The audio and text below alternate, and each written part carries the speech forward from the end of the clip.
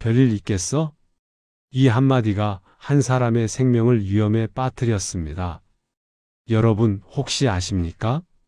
겨울철, 특히 영하의 날씨가 계속되는 요즘 같은 시기에 우리 병원 응급실에는 갑자기 가슴을 움켜쥐고 실려오시는 분들이 평소보다 2배 가까이 늘어납니다. 뇌졸중으로 쓰러지시는 분도 마찬가지입니다. 왜 그럴까요? 단순히 날씨가 춥다는 이유만으로요? 네, 맞습니다. 추위가 직접적인 원인입니다. 하지만 그 이면에는 우리 몸속에서 벌어지는 놀라운 그리고 때로는 위험한 생리학적 변화들이 숨어 있습니다. 안녕하십니까, 여러분. 노인 건강을 돌봐온 전무이이자 여러분과 함께 건강 이야기를 나누는 유튜브 진행자 박건강입니다. 지난 겨울 우리 병원 응급실에 실려온 68살 김영수 할아버지의 이야기부터 시작해 보겠습니다. 새벽 4시 갑작스러운 가슴 통증으로 구급차를 타고 오셨을 때 할아버지의 혈압은 180에 120까지 치솟아 있었습니다. 심전도 검사 결과는 급성 심근허혈이었습니다. 심장으로 가는 혈관이 막히기 직전이었습니다. 불과 몇 시간만 늦었어도 할아버지는 이 세상에 안 계셨을지도 모릅니다. 이 이야기는 단순한 한 사람의 불행이 아닙니다. 우리 주변 어디서나 여러분의 아버지, 어머니, 이웃 어르신에게 일어날 수 있는 일입니다. 지금부터 이야기해 보겠습니다. 김영수 할아버지는 서울 변두리의 작은 아파트에서 40년 넘게 사신 분입니다.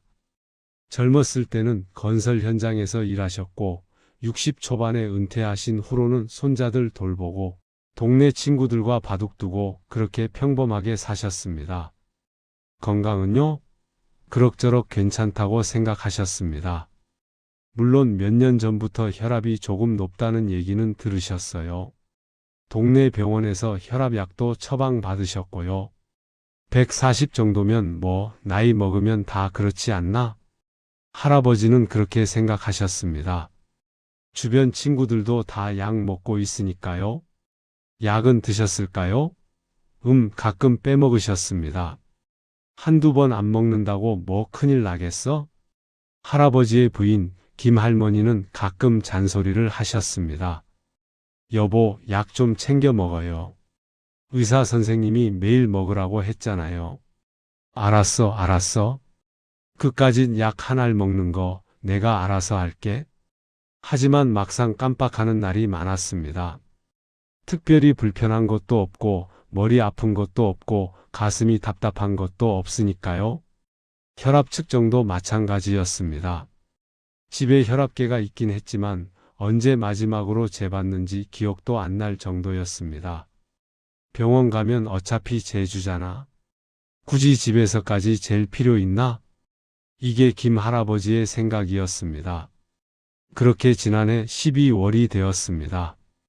유난히 추운 겨울이었습니다. 아침 기온이 영하 10도까지 내려가는 날도 많았고 바람도 매섭게 불었습니다. 김 할아버지는 매년 그랬듯이 아침 산책을 계속하셨습니다. 새벽 6시면 어김없이 일어나서 간단히 세수하고 운동복 바람막이 하나만 걸치고 집을 나서셨죠? 여보, 춥다는데 옷 좀 더 입고 나가요. 괜찮아. 움직이면 금방 따뜻해져. 너무 껴입으면 오히려 답답해. 할아버지는 그렇게 말씀하시며 문을 나서셨습니다. 사실 할아버지도 춥긴 춥다고 느끼셨습니다. 하지만 걸으면 나아지겠지 싶으셨던 거죠. 동네 한 바퀴 대략 20분 정도 걸으셨습니다. 가끔 아는 분 만나면 인사하고 그렇게 일상적인 산책이었습니다. 그런데 이상한 점이 하나 있었습니다. 예전보다 숨이 좀 찼습니다. 평소에는 거뜬히 걷던 오르막길인데 요즘은 중간에 멈춰서 숨을 고르곤 하셨어요. 나이가 나이니까 그렇지 뭐. 할아버지는 대수롭지 않게 넘기셨습니다. 집으로 돌아오면 아침 식사 시간이었습니다. 겨울철 아침상에는 뭐가 올라올까요? 따끈따끈한 된장찌개, 김치, 김, 멸치볶음, 간장에 절인 깻잎. 할아버지는 밥을 드시면서 찌개 국물을 후루룩 마시는 걸 정말 좋아하셨습니다. 이게 별미지, 별미. 김할머니도 남편이 맛있게 드시는 모습이 좋아서 국물을 짜게 끓였습니다.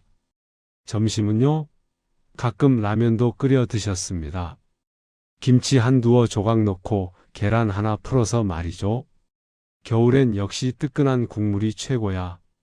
저녁도 비슷했습니다. 매운탕, 김치찌개, 부대찌개.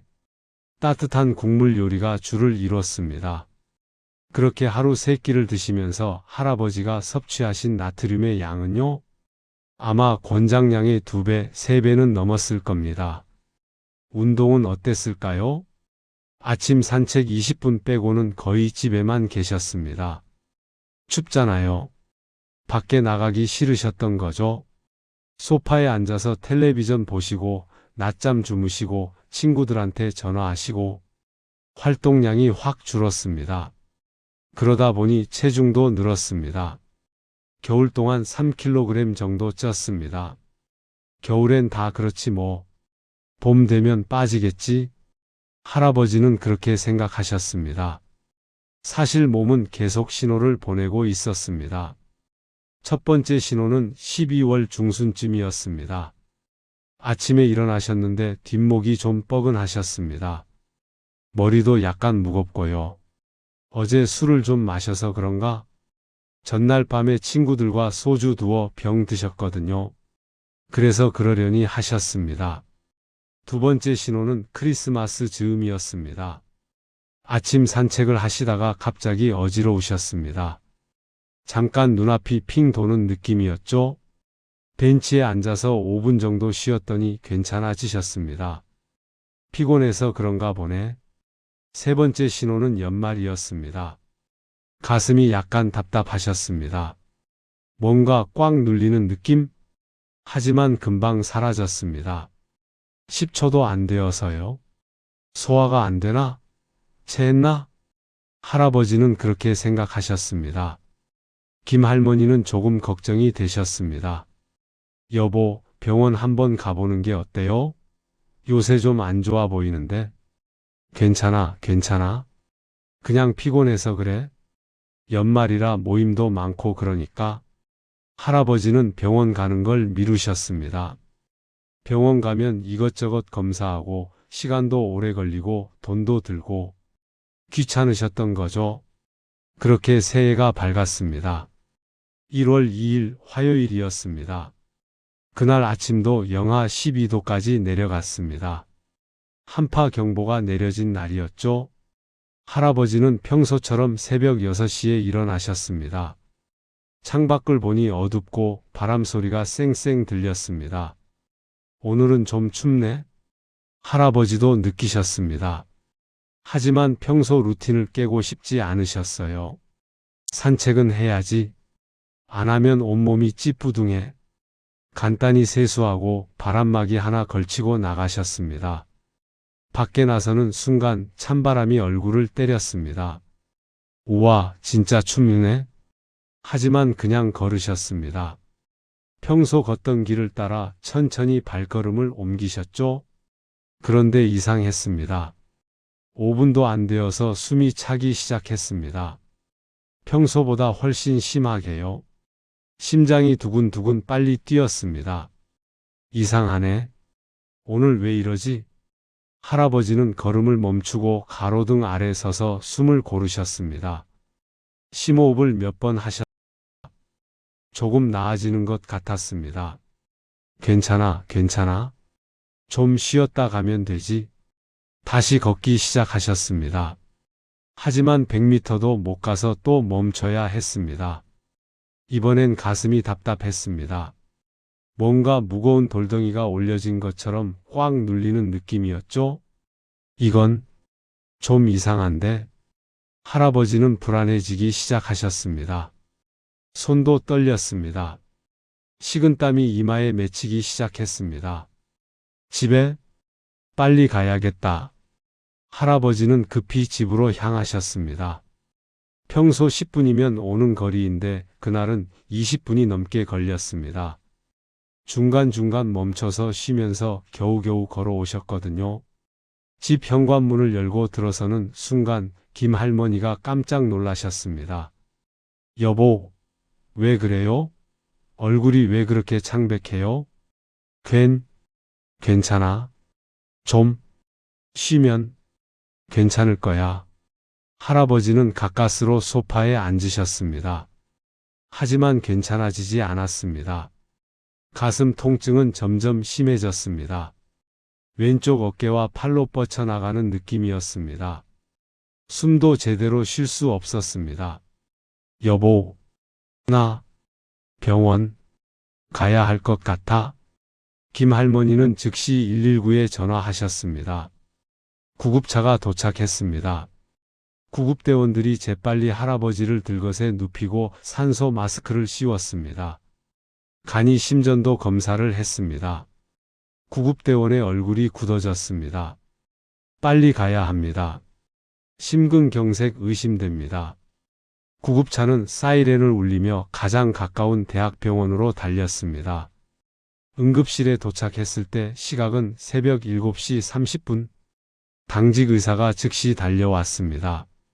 혈압 측정 마이너스 180에 120, 심전도 검사 마이너스 심근허혈 소견, 혈액 검사 마이너스 심장 효소 수치 상승. 지금 심장으로 가는 혈액 공급이 제대로 안 되고 있습니다. 관상동맥 조영술을 해야 합니다. 의사의 설명이 이어졌습니다. 다행히 완전히 막히지는 않았습니다. 하지만 70% 이상 좁아진 혈관이 발견되었습니다. 지금 당장 시술을 해서 스텐트를 넣어야 합니다. 안 그러면 완전히 막힐 수 있습니다. 응급시술이 진행되었습니다. 다행히 시술은 성공적이었습니다. 좁아진 혈관에 스텐트라는 그물망을 넣어서 혈관을 넓혔습니다. 할아버지는 중환자실로 옮겨졌습니다. 사흘 후 할아버지는 일반 병실로 옮겨지셨습니다. 주치의가 찾아와서 설명했습니다. 김 선생님, 아시겠지만 굉장히 위험한 상황이었습니다. 조금만 늦었어도 큰일 날 뻔했어요. 네, 제가 너무 방심했습니다. 혈압이 얼마나 높았는지 아세요? 180에 120이었어요. 정상 혈압의 거의 2배 가까이 됩니다. 그렇게 높았나요? 저는 평소에 140 정도였는데 그게 문제입니다. 평소 혈압도 높았는데 겨울철 추위로 더 올라간 거예요. 게다가 약도 제대로 안 드셨죠? 할아버지는 고개를 떨구셨습니다. 그리고 이거 보세요. 의사가 검사 결과지를 보여주었습니다. 혈중 나트륨 수치가 굉장히 높아요. 짠 음식을 많이 드셨나 봐요? 네. 겨울이라 따뜻한 국물을 자주 먹었습니다. 혈액 검사상 콜레스테롤도 높고 중성지방도 높습니다. 운동은 하셨어요? 아침에 20분 정도 걸었습니다만 그것만으로는 부족합니다. 특히 겨울철엔 실내에서도 꾸준히 움직여야 해요. 의사는 계속 설명했습니다. 김 선생님, 이번 일은 경고입니다. 다행히 큰 후유증 없이 넘어갔지만 다음에는 장담 못합니다. 알겠습니다, 선생님. 앞으로는 매일 혈압을 재셔야 합니다. 아침, 저녁 2번씩요. 그리고 기록하세요. 네. 약도 절대 빼먹으시면 안 됩니다. 이건 선택이 아니라 필수입니다. 생명이 달린 문제예요. 네, 꼭 그러겠습니다. 식단도 완전히 바꾸셔야 합니다. 저염식, 저지방식으로요. 따로 영양상담 예약해 드릴게요. 할아버지는 눈물을 글썽이셨습니다. 제가 너무 안일했습니다. 별일 있겠어 하고 넘겼던 게 이렇게 큰일이 될 줄은. 옆에 있던 김 할머니도 눈물을 닦으셨습니다. 여보, 이제라도 정신 차린 거 다행이에요. 앞으로는 제가 옆에서 잘 챙길게요. 퇴원하던 날 할아버지는 응급실을 지나가면서 문득 멈춰 섰습니다. 일주일 전 이곳으로 실려 들어왔던 그 새벽이 떠올랐습니다. 가슴을 움켜쥐고 숨을 헐떡이던 자신의 모습, 창백한 얼굴로 울고 있던 아내의 모습, 한 발짝만 늦었어도 생각만 해도 아찔했습니다. 집으로 돌아온 후 할아버지는 달라지셨습니다. 매일 아침 저녁으로 혈압을 재고 노트에 기록하셨습니다. 약은 절대 빼먹지 않으셨습니다. 알람까지 맞춰 놓으셨죠? 식단도 바꾸셨습니다. 국물 요리를 줄이고 채소를 늘리셨습니다. 소금 대신 레몬즙이나 식초를 사용하셨고요. 운동도 규칙적으로 하셨습니다. 춥더라도 실내에서 걷기 운동을 하시고 스트레칭도 빠뜨리지 않으셨습니다. 외출할 때는 옷을 두껍게 입으셨습니다. 목도리, 장갑, 모자까지 챙기셨죠? 추우면 무리하지 말고 들어와야지. 할아버지는 이제 그렇게 생각하셨습니다. 3개월 후 정기검진을 받으러 병원에 갔을 때 주치의가 말했습니다. 김 선생님, 정말 잘하고 계시네요. 혈압도 안정적이고 심장 기능도 많이 좋아졌어요. 할아버지는 환하게 웃으셨습니다. 선생님, 제가 깨달았습니다. 별일 있겠어라는 생각이 얼마나 위험한지요. 여러분, 김영수 할아버지의 이야기를 들으시니 어떠신가요?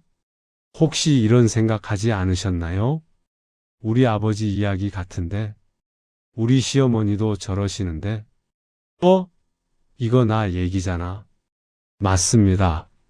이건 김 할아버지 한 분만의 이야기가 아닙니다. 우리 주변 수많은 어르신들의 이야기입니다. 별일 있겠어 -2 한마디로 얼마나 많은 분들이 위험을 키워가고 계십니까? 혈압약 하루 이틀 안 먹는다고 뭐 큰일 나겠어? 국물 좀 짜게 먹는다고 뭐 어때? 운동 좀 안 한다고 죽지는 않지? 추운데 옷 얇게 입고 나간다고 무슨 일 생기겠어? 이 모든 별일 있겠어가 쌓이고 쌓여서 어느 날 갑자기 생명을 위협하는 위기로 다가옵니다. 김 할아버지는 운이 좋으셨습니다. 빨리 발견되어서 치료받으셨으니까요. 하지만 모든 분이 이렇게 운이 좋지는 않습니다. 어떤 분들은 집에서 갑자기 쓰러지십니다. 어떤 분들은 길에서 쓰러지십니다. 어떤 분들은 잠결에 조용히 가십니다. 그리고 그때서야 가족들은 후회합니다. 진작 병원에 모시고 갈걸? 약 좀 더 챙겨드릴걸? 건강검진 좀 더 자주 하실걸? 하지만 그때는 이미 늦습니다. 여러분, 지금 이 방송을 듣고 계신 분들께 간곡히 말씀드립니다. 여러분의 부모님, 조부모님께 오늘 이 이야기를 꼭 전해주세요. 그리고 병원 한번 가시도록 권해드리세요. 혈압 한번 재보시도록 하세요. 약 잘 드시는지 확인해 주세요. 겨울철 따뜻하게 입고 다니시는지 챙겨주세요. 작은 관심이 큰 생명을 살릴 수 있습니다. 다음 시간에는 구체적인 실천 방법을 알려드리겠습니다. 따뜻하게, 건강하게 마이너스 겨울 혈압 관리 가이드. 저염식 식단 꾸리는 법, 겨울철 실내 운동법, 올바른 혈압 측정법 등등 실생활에서 바로 적용할 수 있는 팁들을 가득 담아왔습니다. 오늘 김 할아버지의 이야기가 여러분의 마음에 경각심을 일으켰기를 바랍니다. 별일 있겠어라는 생각을 버리시길 바랍니다. 실제로 일어날 수 있는 우리 주변 어디서나 볼 수 있는 이야기입니다. 김영수 할아버지가 왜 쓰러졌는지, 왜 찬바람이 불면 혈압이 올라가는지, 그 과학적 이유와 우리 몸에서 일어나는 변화들을 자세히 들여다보겠습니다. 자, 그럼 먼저 이런 상황을 상상해 볼까요? 오늘 아침 영하 5도의 날씨에 집 밖으로 나섭니다. 순간 찬바람이 얼굴을 때리고 숨을 들이마실 때 코끝이 시려옵니다. 여러분의 몸은 그 순간 어떻게 반응할까요? 우리 몸은 굉장히 똑똑합니다. 체온을 섭씨 36.5도 정도로 유지하려고 온갖 노력을 다하거든요. 외부 온도가 뚝 떨어지면 몸은 즉시 비상모드로 전환됩니다. 가장 먼저 일어나는 일은 뭘까요? 바로 혈관 수축입니다. 피부 표면 가까이에 있는 혈관들이 꽉 조여드는 거죠. 왜 그럴까요? 따뜻한 혈액이 피부 쪽으로 많이 흐르면 그만큼 체온이 빠져나가기 쉽거든요. 그래서 몸은 혈관을 좁혀서 혈액이 중요한 장기들, 심장, 뇌, 간, 콩팥 같은 곳에 집중되도록 만듭니다. 이건 생존을 위한 본능적인 반응입니다. 아주 영리한 시스템이죠. 그런데 문제가 뭘까요?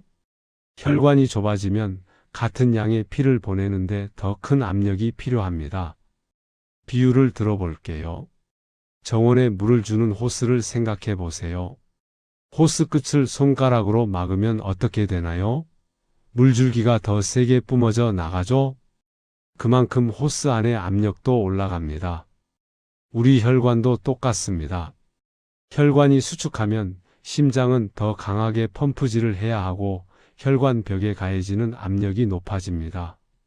이게 바로 혈압 상승입니다. 실제로 연구 결과들을 보면 놀랍습니다.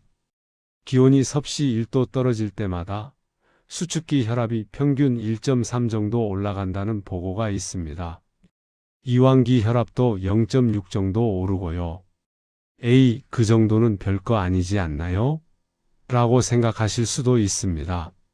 하지만 겨울철, 특히 한파가 몰아치는 날에는 기온이 10도, 15도까지 뚝 떨어지잖아요. 그럼 혈압이 10에서 20 가까이 올라갈 수 있다는 겁니다.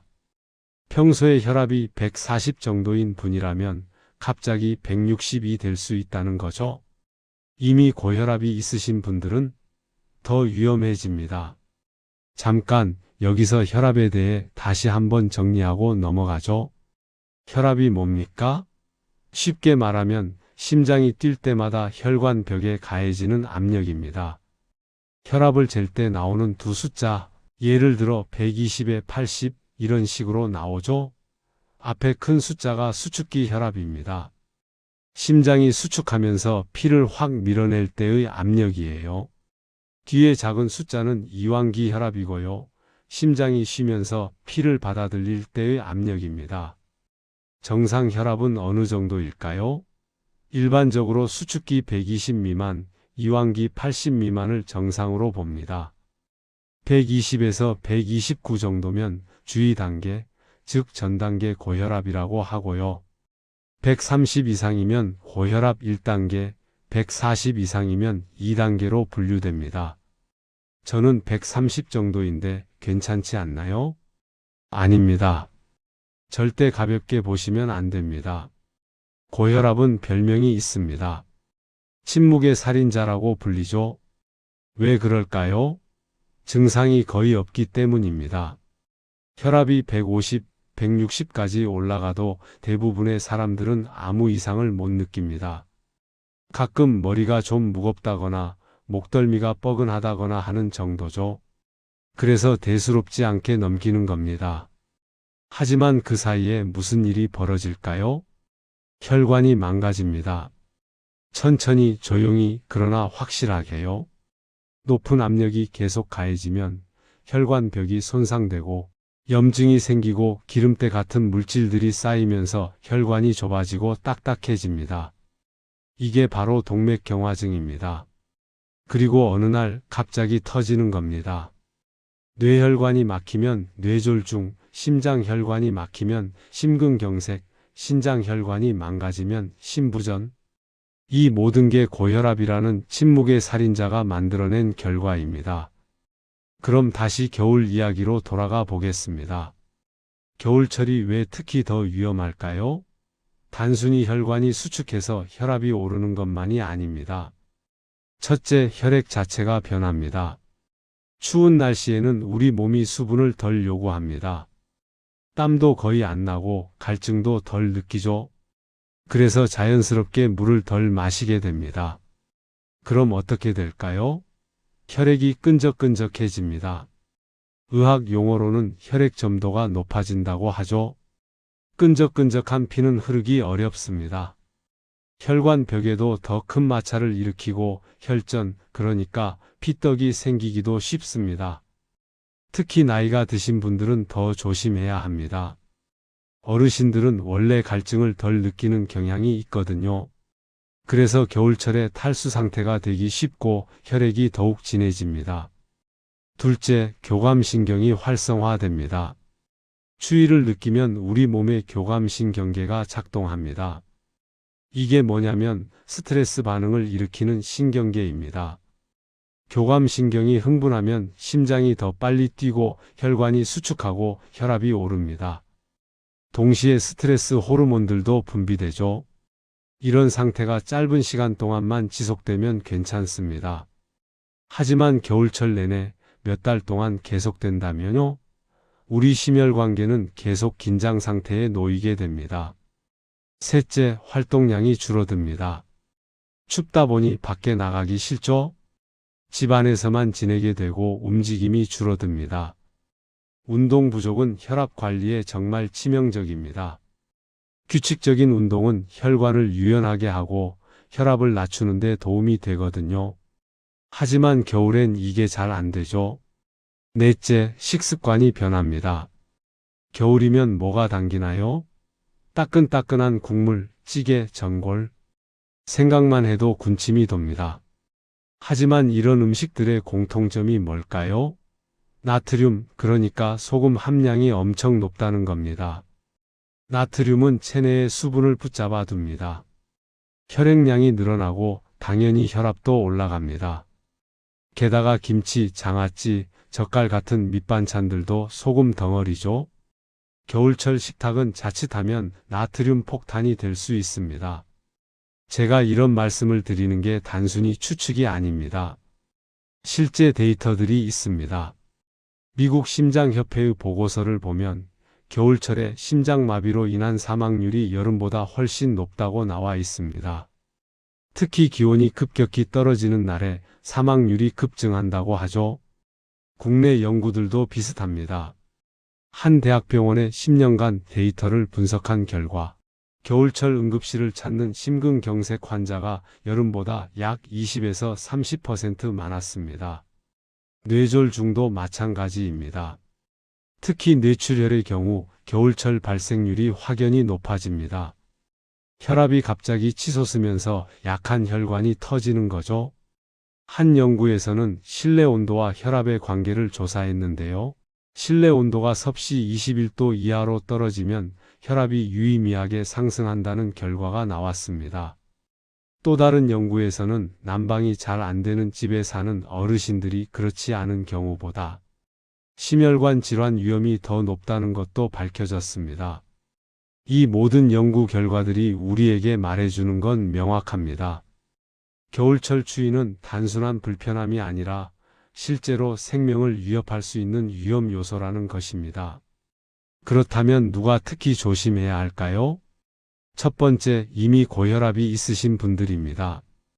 평소 혈압이 높은 상태에서 겨울철 추가 상승까지 겹치면 위험선을 훨씬 넘어설 수 있습니다.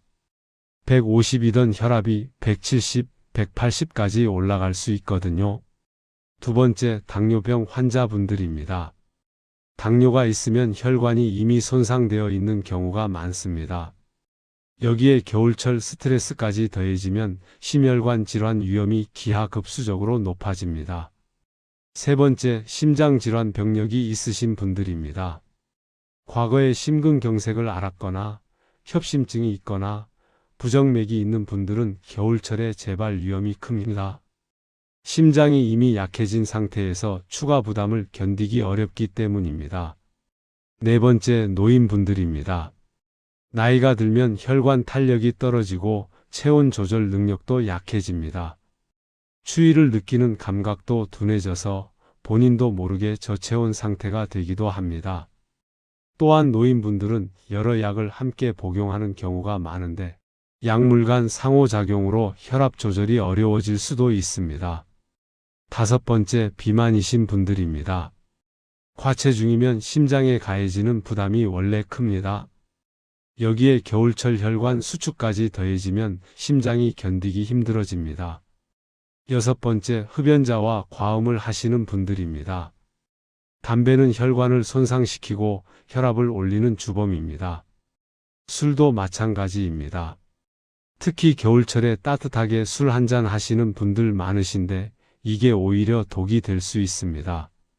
술을 마시면 일시적으로 혈관이 확장되면서 몸이 따뜻해진 것처럼 느껴지지만 실제로는 체온이 떨어집니다. 그리고 술이 깨면서 혈관이 급격히 수축하는데 이때 혈압이 치솟습니다.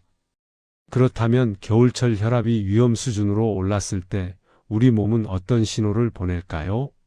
사실 대부분은 아무 증상이 없습니다. 그래서 더 무섭죠? 하지만 어떤 분들은 이런 증상들을 경험합니다. 머리가 지끈지끈 아프거나 특히 뒷머리가 무겁고 뻐근합니다. 어지럽고 평형 감각이 떨어집니다. 가슴이 답답하거나 두근거립니다. 숨이 차고 호흡이 불편합니다. 시야가 흐릿하거나 눈앞이 아른거립니다. 코피가 자주 납니다. 얼굴이나 손발이 붓습니다.